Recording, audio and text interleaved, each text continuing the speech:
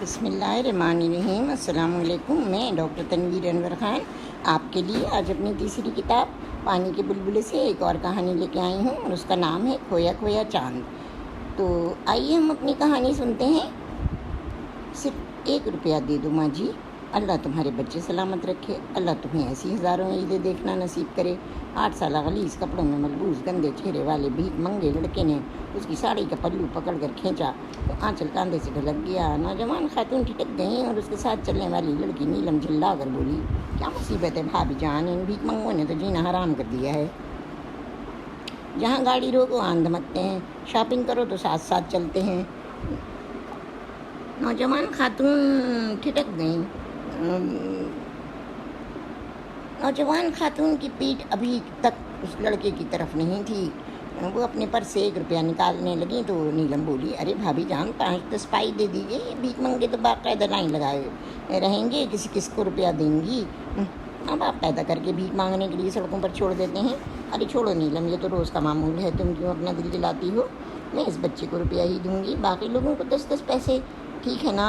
اس نے پلٹ کر روپیہ اس گندی میلی کچیلی ہتیلی پر دھرا ہی تھا کہ بچے نے اس کی شکل دیکھ کر ہاتھ کھینچ لیا۔ ارے اب کیوں نہیں لیتے روپیہ؟ لو اور دفان ہو جاؤ یہاں سے، لو نا۔ نیلم چیخی، نہیں میں یہ نوٹ نہیں لوں گا امی جان، اولاد ماؤں سے بھیک نہیں مانگا کرتی ہیں، اولاد ماؤں سے بھیک نہیں مانگا کرتی ہیں۔ شمع بڑبڑائی اور یہ لخت اپنے بیٹے سجو کا سراپا اس کی آنکھوں میں گھوم گیا۔ سجو، اس نے باہیں پھیلا کر اس گندے غلیظ بچے کو سینے سے لگا لیا۔ گھر چل بیٹا، وہ سسکتے ہوئے بولی۔ نہیں امی، میرے اڈے کے لوگ بہت خطرناک ہیں، وہ مجھے مار ڈالیں گے، میں کچھ نہیں سن سکتی اور نہ ہی تجھے چھوڑ سکتی ہوں۔ نیلم جلدی چلو، ہم آج شاپنگ نہیں کریں گے۔ شمع نے 8 سالہ سجو کو گود میں دبوچ لیا اور ساڑی سے اس کا چہرہ چھپا کر بتحاشا ایلفی اسٹریٹ پر دوڑنے لگی۔ قریبی کار پارک تھی، نیلم نے ڈرائیونگ سیٹ سنبھالی اور شمع گود میں ننھے سجو کو سمیٹ کر پیچھے کی سیٹ پر دبک گئی۔ گاڑی فراٹے بھرتی ہوئی جا رہی تھی۔ ننھا سجو حیران و پریشان ماں کی گود میں لیٹا سسک رہا تھا اور وہ اس کی پیشانی کو بتحاشا چومے جا رہی تھی۔ سجو میری جان، میری روح، میرے منّے، تو کہاں رہا تھا؟ تیری ماں تو 2 سال سے روتے روتے پاگل ہوئے جا رہی تھی۔ وہ آپ ہی آپ بولے جا رہی تھی۔ اسے یہ بھی پرواہ نہ تھی کہ ننھے سجو کی میلی قمیض اور پھٹے نیکر سے کتنی بدبو آ رہی تھی اور اس کے سنہرے بال مٹی سے اٹے پڑے ہوئے تھے۔ ڈیفینس سے گھر میں گاڑی جا کر رکی تو شمع ننھے سجو کو گود میں لے کر بتحاشا اندر کی طرف جانب دوڑ پڑی۔ وہ روزے سے تھی، افطار کا وقت ہونے والا تھا۔ اسے معلوم تھا کہ گھر کے سارے لوگ ڈائننگ روم میں ہوں گے۔ نیلم بھی پیچھے پیچھے آ رہی تھی۔ وہ اپنی ساس عدیلہ بیگم سے بولی، امی جان دیکھیے، آج میں کتنی بڑی عید کی خریداری کر کے آئی ہوں، ذرا دیکھیے تو یہ کون ہے؟ اور ننھا سجو اپنی دادی اماں کے پیروں سے لپٹ گیا۔ دادی اماں، میں آپ کا سجو ہوں، عدیلہ بیگم اینک درست کرتے ہوئے بولی۔ ارے سجو بیٹے لال، تو کہاں کھو گیا تھا؟ بول بیٹا۔ مگر ننھا سجو تو بس دادی اماں، پھر چچا، تایا، ابو، تائی، اماں، پھوپھی جان سب سے باری باری گلے مل رہا تھا۔ ابو کہاں ہیں امی؟ بیٹے آتے ہی ہوں گے، چلو میں تمہیں نہلا دھلا کر شہزادہ بنا دوں، ذرا دیر میں افطار کا وقت ہونے والا ہے۔ میلے کچیلے کپڑوں میں ملبوس راجا محل کی تہ جس کے گورے گورے بدن پر جمی تھی، شمع نے گرم پانی سے صابن لگا کر مل مل کے دھویا اور اس کا بدن گورا گورا نکھر آیا۔ محل سے چیکٹ بال جو سنہرے تھے، محل نکل جانے کے بعد ریشم کی طرح ملائم ہو کر ماتھے پر بکھر آئے، اور وہ سفید شلوار قمیض اور سادہ کوٹی میں سچ مچ شہزادہ لگنے لگا۔ یہ لباس اس کو ہمیشہ سے پسند تھا۔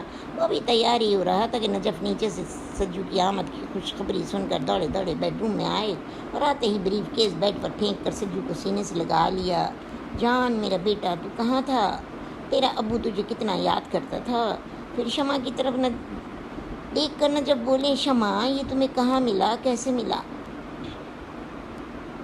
میں ایلفی پر عید کی شاپنگ کرنے گئی تھی نیلم کے ساتھ، تو وہیں یہ بھیک مانگ رہا تھا۔ اس نے میرا پلو پکڑ کر روپیہ مانگا، میں نے جب پلٹ کر روپیہ دیا تو یہ مجھے امی کہہ کر لپٹ گیا۔ خدا کا شکر ہے شمع کہ تم آج اتنے عرصے بعد گھر سے نکلی اور ننھا سجو تمہیں سرے راہ مل گیا۔ ہاں نجف، پروردگار نے میری پکار سن لی۔ میں تو 2 سال سے اپنے بچے کے لیے خون کے آنسو رو رہی تھی۔ شمع کی آنکھوں سے ڈھیروں آنسو بہہ نکلے اور نجف نے سجو کے ساتھ ساتھ اسے بھی سینے سے لگا لیا۔ بس شمع بس، ہمارا بیٹا مل گیا ہے۔ ہم روزہ افطار کر کے اپنے خدا کے حضور شکرانے کی نفل پڑھیں گے، سجدہ ریز ہوں گے، شکرانے کی نماز پڑھیں گے۔ اسی وقت روزہ افطار کے لیے سائرن بجنے لگا اور وہ لوگ ننھے سجو کو گود میں لیے دوڑتے ہوئے ڈائننگ روم میں آ گئے۔ روزہ افطار کرنے کے بعد سب نماز پڑھنے لگے اور اس کے بعد ننھے سجو نے بتایا کہ کس طرح وہ 2 سال پہلے جب وہ ابو کے انتظار میں اسکول کے گیٹ سے باہر نکل آیا تھا تو ایک چھوٹے سے لڑکے نے اسے دوستی کر کے گلاب جامن کھانے کو دی تھی۔ پھر گلاب جامن کھانے کے بعد معلوم نہیں کیا ہوا، اس کی آنکھ کھلی تو وہ بدماشوں کے اڈے پر تھا۔ ان لوگوں نے بتحاشا اسے مارا تھا۔ جب وہ امی اور ابو کے لیے رویا تو انہوں نے پیٹھ پر سلاخ گرم کر کے داغ دی اور پھر اس نے کبھی امی ابو کا نام ہی نہ لیا۔ اسے معلوم تھا کہ اس کے عوض اسے کمر پر جلتی ہوئی سلاخوں سے داغا جائے گا۔ وہ غالباً 1.5 سال مختلف جگہوں پر رکھا گیا تھا۔ اس کا ننھا سا ذہن سمجھ نہیں پاتا تھا کہ وہ جگہیں کون سی تھیں۔ وہیں اسے بھیک مانگنے کی تربیت دی گئی تھی۔ چھوٹے چھوٹے گاؤں میں بھیک منگوائی گئی، پھر راولپنڈی، لاہور اور اب 2 ماہ سے کراچی میں بھیک مانگ رہے تھے۔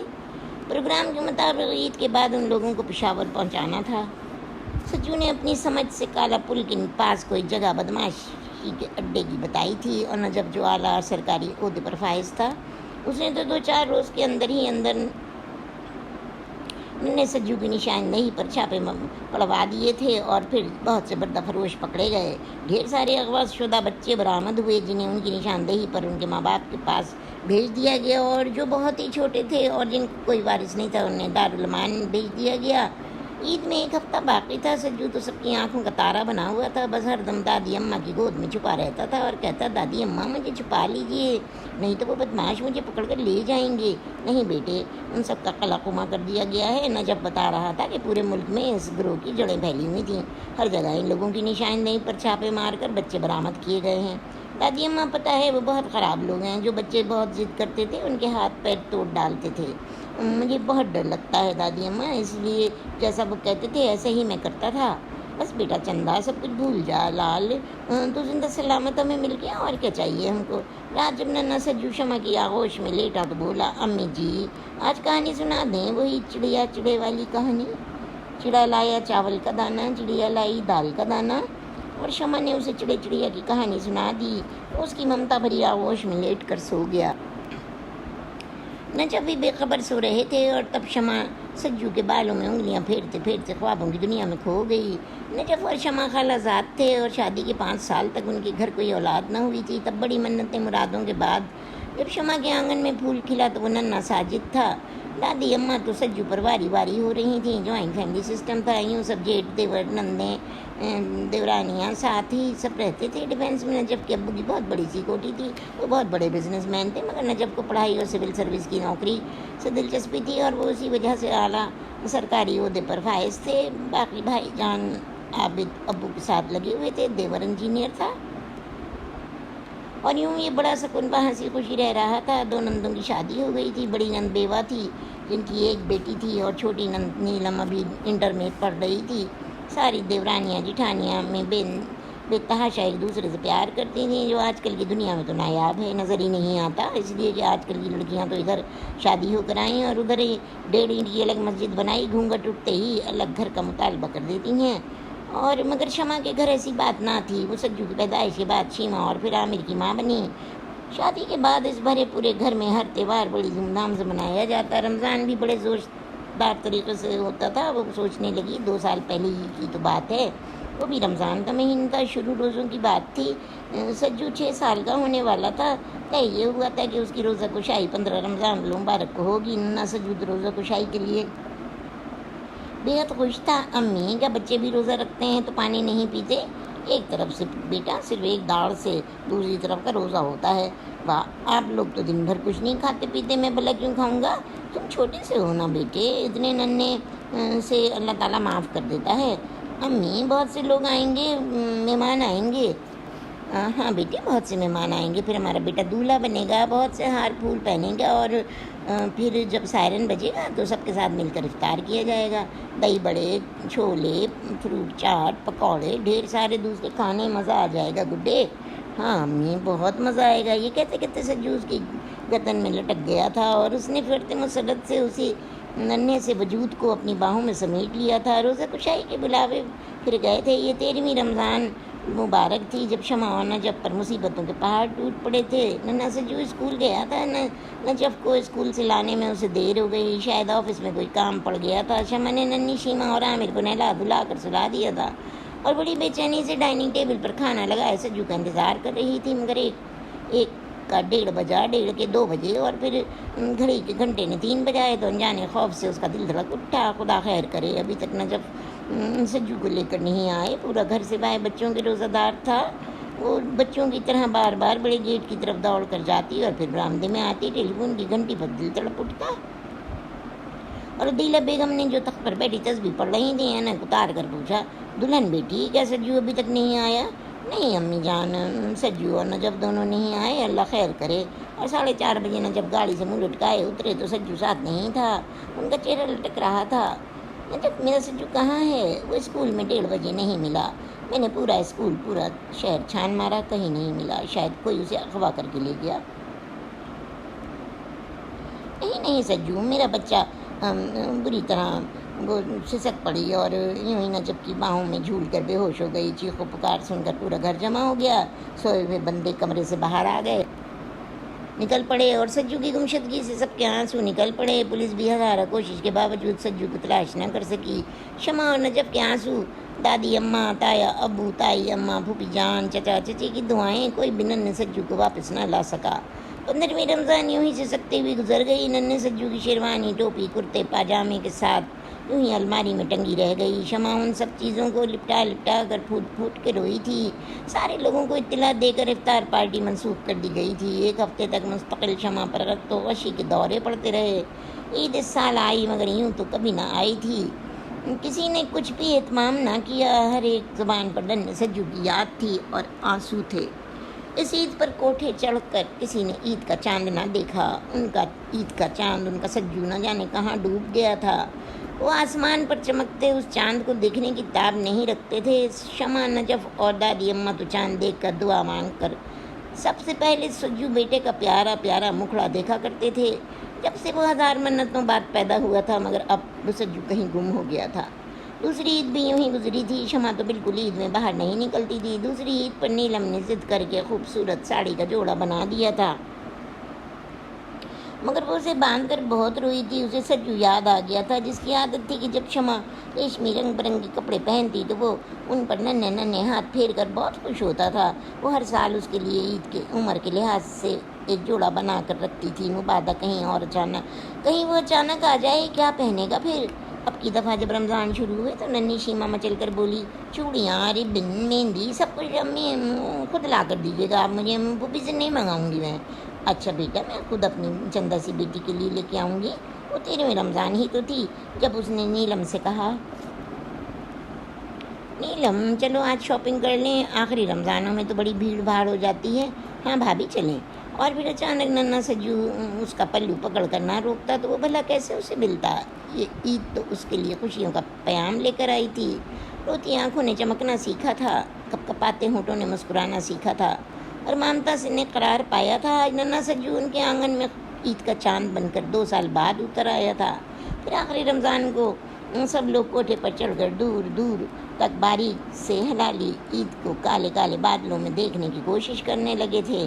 امی وہ رہا چاند، ننھا سجو ننھی سی انگلی کے اشارے سے بتاتے ہوئے کہنے لگا، کہاں بھلا، کہاں بیٹے؟ شمع یوں ہی بولی، وہ امی جان، وہ دیکھیے اس پیڑ کے پیچھے۔ اور شمع تو بس سجو کو دیکھے جا رہی تھی، اس لیے کہ اس کا چاند تو وہ تھا۔ سجو زمین پر بیٹھی شمع کے گلے میں باہیں ڈال کر بولا، امی جان نہیں دیکھا چاند؟ بولیے نا، وہ بدلی میں چھپ گیا تھا بیٹا، اس لیے اس کو دیکھنے کے بجائے میں اس چاند کو دیکھ رہی ہوں جو میرے سامنے ہے۔ اور سجو نے ماں کی پیشانی چوم لی، سچ امی میں آپ کا چاند ہوں؟ ہاں بیٹے، ماں نے چچا عاطف کی بڑی بیٹی تھی، اب وہ 4 سال کی تھی، جب سجو اغوا ہوا تھا تو وہ صرف 2 سال کی تھی، ننھی سی بالکل۔ سجو کی دوستی اس سے بہت زیادہ ہو گئی، دونوں ہر وقت ساتھ کھیلا کرتے تھے۔ تایا ابو کے بیٹے سراج اور سجو کی چھوٹی بہن شیما میں بڑی دوستی تھی۔ آخر یہ سارے ننھے منھے بچے اب ایک ہی سسکی میں کیری میں بھر کے اسکول جاتے تھے اور ایک بوڑھا ڈرائیور فضلو ان کا محافظ بنا دیا گیا تھا۔ سجو نے پڑھائی تو شروع کر دی تھی، مگر پھر بھی جیسے جیسے شعور آتا جا رہا تھا اس کے ذہن میں خلبریزی مچ رہی تھی۔ وہ بچپن کے 2 سال اس کے لاشعور میں ایسے پیوست ہو گئے تھے کہ وہ ہزار کوششوں کے باوجود انہیں بھلا بھی نہ پا رہا تھا۔ اس کے دل میں ایک انتقامی جذبہ چپ کے پرورش پاتا رہا۔ وہ سوچتا رہا کہ ایسے گھناؤنے کردار کے مالک لوگوں کو وہ کیسے شکست دے سکتا ہے جو دوسروں لوگوں سے ان کے گھروں کے چراغ چھین لیتے ہیں، بہنوں سے بھائی اور بھائی سے بھائی، ماں باپ سے بیٹا بیٹی، سب کچھ چھین کر ان معصوم ہستیوں کو گناہ آلود زندگی بسر کرنے پر مجبور کرتے ہیں۔ وہ اپنی تعلیم کے 2 قیمتی سال اسی گرداب میں پھنس کر ضائع کر چکا تھا، پھر بھی اس نے ان تک پڑھائی پر محنت کر ڈالی اور یوں وہ ہر سال میں اول نمبر سے پاس ہوتا چلا گیا، شاید اس لیے کہ شعور کی منزلوں پر پہنچتے پہنچتے جوانی کی حدود میں قدم رکھتے رکھتے ایک انتقامی جذبہ پوری طرح اس کے ذہن میں اجاگر ہو چکا تھا۔ وہ CIA آفیسر بننا چاہتا تھا۔ میٹرک سے BA تک اعلیٰ نمبروں سے پاس ہونے کے بعد وہ CIA کے لیے بھرتی ہو گیا۔ یہ اس کی دلینہ خواہش تھی۔ شمع کی ضد تھی کہ وہ انجینئر یا ڈاکٹر بنے، مگر وہ بولا، امی میں نے ان اذیت ناک لمحات کو بہت قریب سے دیکھا ہے۔ میں ان معصوم بھولے بھالے فرشتوں کے دکھوں کو اچھی طرح سمجھتا ہوں امی۔ میں نے بہنوں اور بیٹیوں کی عزتوں کو ان درندوں کے ہاتھوں لٹتے دیکھا ہے۔ وہ بردہ فروش ہزاروں میں عزتیں فروخت کر دیتے ہیں۔ امی کیا میں حتی الامکان کوشش نہ کروں کہ ایسے لوگوں ایسے گروہوں کا پتہ لگاؤں؟ سجو میں تیرے جذبے کی قدر کرتی ہوں بیٹا، مگر تو بھی اپنے باپ کی طرح سرکاری ملازمت کرے گا؟ ہاں امی، پھر بھلا ہمیں پیسے کی ضرورت تو نہیں ہے۔ دوسرے یہ کہ امی مجھے اپنے محکمے کی طرف سے اعلیٰ کارکردگی کی بنیاد پر مزید تعلیم کے لیے باہر اسکالرشپ پر بھیجا جا رہا ہے۔ سجو یہ تو بڑی خوشی کی بات ہے بیٹا۔ ہاں امی میں جانتا ہوں، اس دکھ کو اتنے سالوں بعد آج بھی کل کی سی بات سمجھ کر محسوس کرتا ہوں۔ میں ان گنڈوں سے تمہارے اپنے دادی، اماں، ابو، بہن، بھائیوں سب کے آنسوؤں کا حساب لوں گا ماں، اور نہ جانے کتنی مائیں ہوں گی جن کے گھر سے چاند چھین لیے گئے ہوں گے۔ ان کی گود معصوم بچوں، ان فرشتوں کی شرارتوں کے لیے ترس رہی ہوں گی۔ امی میں ان سے ساری عمر بدلہ لیتا رہوں گا، چاہے میں مر ہی کیوں نہ جاؤں۔ خدا نہ کرے سجو، کیسی باتیں کرتے ہو بیٹا؟ امی میں ہزاروں کی کوشش کے باوجود بھی اپنی زندگی کے وہ 2 سال نہیں بھلا سکا ہوں جو میں نے آپ لوگوں کی یاد میں اور دوری میں سسک کر گزارے ہیں۔ تنہائی کا ایک ایک لمحہ اس معصوم سے کرب کو اجاگر کر جاتا ہے۔ سچو بیٹے یہ کیا کہہ رہا ہے تو؟ شمع اٹھ کر اس کے قریب آ گئی اور کاندھے پکڑ کر بولی، چندا ان باتوں کو بھول جا بیٹے، ہم نے بھی زندگی کے وہ 2 سال بہت اذیت سے گزارے ہیں۔ مجھے یاد ہے امی، میری روزہ کشائی تھی نا، کیسے نئے نئے کپڑے سلوائے تھے ابو نے، کیسے بہت سے مہمانوں کو دعوت بولی گئی تھی، مگر وہ نہ جانے کیسے درندے تھے اٹھا کر لے گئے میں نے اس روز امی روزہ تو رکھا تھا نا، مگر وہاں میری امی نہ تھیں جو مجھے پیار سے ماتھا چوم کر ہار پہناتی۔ انہوں نے مجھے 4 گلاس پانی پینے کو دیا تھا اور وہ بھی ٹھوکروں پر میرے کپڑے پھاڑ کر چیتھڑے کر دیے تھے۔ اور امی مجھے یاد ہے جب عید آئی تو وہ قید خانے کے مالک زرق برق شلوار قمیض اور جیکٹ پہن کر آئے تھے اور ہم بچے ہم سب انہیں چیتھڑوں میں اندھیری کوٹری میں 2 وقت کے فاقے سے پڑے رہے۔ ہم سے کسی نے نہ کہا کہ چندا ماما کو دیکھ لو، اگر بھولے سے کوئی بچہ کہہ دیتا تو زناٹے دار چانٹا اس کا منہ لال کر جاتا۔ الو کے پٹھے، عید کا چاند دیکھے گا؟ وہ تیرا باپ دیکھ رہا ہوگا، خبردار جو تو نے آئندہ نام لیا عید کا چاند دیکھنے کا۔ سجو یہ تو کیا کہہ رہا ہے؟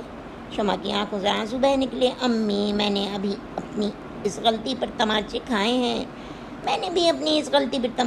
ہیں، مجھے صرف گئے ہوئے چند ہی روز ہوئے تھے تو جو عید آ گئی میں نے ایک روز کہا تھا کہ مجھے امی کے پاس پہنچا دو، وہ ہمیشہ عید کا چاند دیکھ کر میری شکل دیکھتی ہیں، اب وہ مجھے نہیں پائیں گی تو کس کی شکل دیکھیں گی؟ تو اس درندے صفت استاد نے میرے گالوں پر 3-4 تماچے جڑ دیے تھے۔ میں درد کی شدت سے بلبلا کر وہیں فرش پر گر پڑا تو وہ چیخا، کمی نے عید کا چاند دیکھ لیا؟ ایسا ہوتا ہے، اب تیری ماں تیرے لیے ہمیشہ روئے گی اور اندھی ہو جائے گی رو رو کر۔ اس کیمپ میں کوئی کسی کا بیٹا نہیں، کوئی کسی کی ماں نہیں، باپ نہیں، سمجھا؟ یہاں کوئی عید بقرعید نہیں ہوتی ہے۔ میں زمین پر پڑا سسک رہا تھا کہ استاد نے میرے بال پکڑ کر اٹھاتے ہوئے کہا، تو چھوٹا ہے تو چھوڑ دیتا ہوں کمینے، اب اگر تو نے ماں باپ بہن بھائی کا نام لیا تو زندہ دفن کر دوں گا اور ننگا کر کے ہنٹر سے ماروں گا۔ اور میں نے بلکتے ہوئے کہا تھا نہیں مجھے نہ مارو، میں کبھی امی ابو کا نام نہیں لوں گا، کبھی عید کا چاند دیکھنے کی ضد نہیں کروں گا۔ سجو کی آنکھوں میں آنسو چھلک آئے۔ امی میں نے تہیہ کیا ہے، اپنے آنسوؤں کا ایک ایک حساب ایسے لوگوں سے لوں گا۔ بیٹے میں تمہاری بات کی مخالفت نہیں کرتی، مگر پھر بھی کسی خطرناک کام میں ہاتھ نہ ڈالنا۔ سجو میری بوڑھی آنکھوں میں اب اتنی طاقت نہیں کہ تیرے لیے کسی غم کے آنسو بہا سکوں۔ ارے نہیں امی، ایسی بات نہیں ہے، میں تو اپنی سرپرستی میں انشاءاللہ ایسے لوگوں کے خلاف جنگ کروں گا۔ کامیابی یا ناکامی تو خدا کے اختیار میں ہوتی ہے۔ خدا سلامت رکھے سجو، خدا تیری عظمت بڑھائے۔ شمع چلی گئی اور سجو مستقبل کے تانے بانے میں گم ہو گیا۔ سجو کا تقرر CIA میں ہو گیا اور پھر وہ کچھ عرصے بعد بیرون ملک چلا گیا ٹریننگ کے لیے۔ واپسی کے بعد وہ اعلیٰ عہدے پر فائز تھا، آرام سے نوکری انجام دے رہا تھا۔ وہ خاصا تھکا ہوا تھا۔ شام کو گھر آیا تو مانی اس کے کمرے میں برجمان تھی۔ او مانی، ہیلو، کیسی ہیں، کیسی ہو؟ اگر برا لگا تو چلی جاؤں؟ ارے نہیں بیٹھو، بہت عرصے سے بات نہیں ہوئی، میں ذرا فریش بولوں تو پھر بات کرتے ہیں۔ تھوڑی سی دیر بعد وہ نہا دھو کر فریش ہو گیا، اتنے میں مانی چائے لے کر آ گئی۔ او ویری نائس، دل خوش کر دیا تم نے، اس نے چائے دیکھ کر کہا۔ مانی خاموش بیٹھی تھی۔ سجو اس کی طرف دیکھتے ہوئے بولا، مانی ناراض ہو؟ نہیں تو پھر کچھ بولو نا۔ کیا بولوں، تم مصروف اتنے رہتے ہوئے کبھی بات ہی نہیں کرتے۔ ارے نہیں یہ بات نہیں ہے مانی، پھر کیا بات ہے، تم مجھ سے بیزار ہو سجو؟ یہ کیا کہہ رہی ہو تم؟ پھر 2-3 سال سے اتنے بیگانے کیوں ہو گئے ہو؟ مانی میں اپنا مشن پورا کرنے میں لگا تھا، دیکھو نا تم میری ہو، کچھ بن جاؤں تو پھر تمہارا ہاتھ تھاموں گا نا۔ اب تو بن گئے ہو، ہاں اپنی خواہش کی پوسٹ مل گئی ہے مجھے، مطمئن ہو؟ بہت مطمئن ہوں مانی، جب میری سرپرستی میں کسی جرائم پیشہ گروہ کو پکڑا جاتا ہے تو بے حد خوشی ہوتی ہے۔ میرے آدمی ان کی نشاندہی کرتے ہیں اور پکڑنا پولیس کا کام ہوتا ہے۔ سچو جانتے ہو اگلا مہینہ کون سا ہے؟ ہاں جانتا ہوں، رمضان کا مہینہ ہے، اور ہمیشہ ہی یہ مہینہ میری زندگی میں ایک یاد لے کر آتا ہے۔ اس دفعہ دیکھو کیا ہوتا ہے۔ کیا ہوگا بھلا؟ مانی تجسس سے بولی۔ میں کیا جانوں مانی کیا ہوگا، میں جانتی ہوں سجو کوئی بات اچھی ہونے والی ہے۔ تمہیں کیسے پتا؟ مجھے معلوم ہے، اس لیے کہ میں گھر میں رہتی ہوں۔ تمہیں نہیں معلوم اس لیے کہ تم گھر سے باہر رہتے ہو۔ بتا دو نا کیسی خوشی ہے؟ وہ اس کا ہاتھ پکڑ کر بولا، مجھے نہیں معلوم سجو، میں جا رہی ہوں۔ مانی ہاتھ چھڑا کر بھاگ گئی اور سجو مسکرا کر رہ گیا۔ پھر کچھ ایسا ہوا کہ شروع رمضان میں ہی ایک روز شمع اس سے بولی، سجو بیٹے اب تو تمہاری خواہشات پوری ہو گئی ہیں۔ جی امی، اپنی منزل پالی تم نے؟ جی امی، اب ماں باپ کی خواہش کا بھی تو خیال کرو نا۔ میں سمجھا نہیں بھائی، ماشاء اللہ سے پڑھے لکھ گئے ہو، نوکر چاکر ہو گئے ہو، خیر سے اب اپنا گھر آباد کر لو۔ امی میں نے انکار کب کیا تھا بھلا، بس کچھ بننا چاہتا تھا امی، تو میں تو آپ کا سجو ہوں، ہر بات کا اختیار ہے امی آپ کو۔ بس پھر مانی نے سے تمہاری شادی اس عید کے چاند ہو جائے گی، 15 رمضان کو منگنی ہوگی۔ سچ امی؟ ہاں میں نے عاطف سے بات کر لی ہے، تمہارے ابو بھی بات کر چکے ہیں، ادھر تمہارے تایا ابو نے سراج کے لیے شیما کو مانگا ہے، بس اگلے ہی ماہ اسے بھی رخصت کر دوں گی۔ یہ تو بڑے مزے کی بات ہے۔ ہاں بڑے مزے کی بات ہے، مگر تم کو بتائے دے رہی ہوں کہ ابھی سے چھٹی کے لیے اپلائی کر دینا عید کے چاند کے لیے۔ بالکل امی، رمضان آئے اور پھر ڈھیر ساری خوشیاں ان کے گھر میں اتر آئیں، شادی کی تیاریاں زور شور سے شروع ہو گئیں۔ مانی سجو سے اور شیما سراج سے چھپی رہتی تھیں۔ باقی بچے عامر، نامر، صالحہ، شبانہ، آس پاس سب چھوٹے چھوٹے سے تھے، ان کی خوشیاں تو عروج پر تھیں۔ جوڑوں کی ٹکائیاں ہو رہی تھیں، گوٹا کناری دوپٹوں پہ لگایا جا رہا تھا، سجائے جا رہے تھے دوپٹے۔ 15 رمضان کو مخصوص لوگوں کی تقریب میں منگنی کی رسم ادا ہوئی، افطار کے بعد منگنی کی رسم ہوئی اور پھر کھانے کا دور چلا۔ مانی شرمائی اسی کمرے میں بیٹھی تھی اور شیما بھی سب سہیلیوں کے گھیرے میں تھی۔ پھر آخری رمضان کے دنوں میں سجو شمع کے ساتھ شادی کی شاپنگ پر گیا تو ایلفی پر ٹھٹک کر رہ گیا۔ یہی تو وہ جگہ تھی جہاں اس نے شمع کا پلو پکڑ کر بھیک مانگی تھی۔ آج سے 15 سال پہلے سجو کے زبان ذہن میں ایک ہلچل مچ گئی، اس کے ذہن کے سارے تار جھنجھنا اٹھے، وہ بے چین سا ہو گیا اور فوراً بولا، امی واپس چلیے بیٹے، ابھی تو دلہن کے لیے بہت سی چیزیں خریدنا ہے، مگر امی میں اب اور آگے نہیں جا سکتا۔ سچو بیٹے طبیعت ٹھیک ہے نا؟ امی طبیعت ٹھیک نہیں ہے، جبھی تو کہہ رہا ہوں کہ گھر چلیے۔ اور شمع جیسے سب کچھ سمجھ کر چپ چاپ اس کے ساتھ گھر آ گئی۔ سجو اس رات بالکل خاموش رہا، وہی ماضی ہمیشہ اسے اداس کر دیتا تھا۔ وہ تو اس روز کے بعد سیلفی اسٹریٹ پر جانا بھی نہیں چاہتا تھا، ہمیشہ طارق روڈ یا بندر روڈ وغیرہ سے شاپنگ کر لیتا تھا. آج کتنے برسوں بعد گیا تھا وہاں، تو وہ یادیں اسے بری طرح ڈسنے لگیں. پھر ایسے ہی دن گزرے اور عید کا چاند آ گیا. عید کے چوتھے ہی روز سجو، مانی اور سراج شیما کی شادی تھی. اسی گھر میں بارات تھی اور اسی گھر میں دلہن تھی. مانی اور سجو، شیما، سراج ہمیشہ ہمیشہ کے لیے ایک ہو گئے. ہر طرف خوشیاں ہی خوشیاں تھیں، قہقہے تھے. پھر مانی اور سجو کے آنگن میں ایک پھول کھلا. انیل، شیما اور سراج کے گھر بیلا پیدا ہوئی. پھر تو 3 سال میں ان کے گھر 2 پھول کھل گئے. ان کا آنگن ننھے منھے قہقہوں سے گونجنے لگا. مگر پھر جیسے ان لوگوں کو کسی کی نظر لگ گئی. انیل 7 سال کا ہو رہا تھا اور بیلا بھی 7 سال کی تھی. شب برات کا مہینہ تھا. آیا تو نجف اور شمع، شیما اور سراج نے بچوں کی روزہ کشائی کا پروگرام بنایا. مانی اور سجو کو بھلا کیا اعتراض ہوتا؟ رمضان کی آمد تھی. بازار سے زور شور سے خریداری کی جا رہی تھی. اس روز پیر کا دن تھا. یہ لوگ صبح ہی شاپنگ کو نکل گئیں. مانی، شیما، صالحہ، شبانہ، اسپا، بیلا اور انیل بھی ساتھ چلے گئے تھے. سجو اپنے دفتر میں تھا کہ دوپہر 1 بجے ایک دم فون کی گھنٹی بجی. Hello, Sajid speaking. ساجد بیٹے، میں تمہاری امی بول رہی ہوں. جی امی، خیریت تو ہے؟ بیٹے آج طارق روڈ سے بیلا غائب ہو گئی ہے. نہیں امی نہیں، سجو ہزیانی کیفیت میں بولا. ہاں بیٹے، یہ لوگ ساری لڑکیاں شاپنگ کرنے کو گئی تھیں. انیل اور بیلا کار میں تھے. انیل شرارت سے اتر کر دکان کے اندر بھاگ گیا. بیلا کار میں بیٹھی رہ گئی. تھوڑی دیر بعد جب شیما، مانی یہ سب خریداری کر کے باہر نکلی تو بیلا کار میں نہیں تھی. امی، آپ کیا خبر سنا رہی ہیں؟ کچھ کرو بیٹا، چاند کچھ کرو. شیما پر تو بار بار غشی کے دورے پڑ رہے تھے.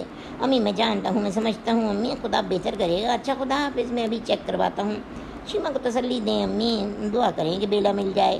خدا کرے کہ میری پھول سی بچی مل جائے بیٹا. خدا کرے امی، خدا کرے. کہتے کہتے سجو نے ریسیور کریڈل پر رکھ دیا.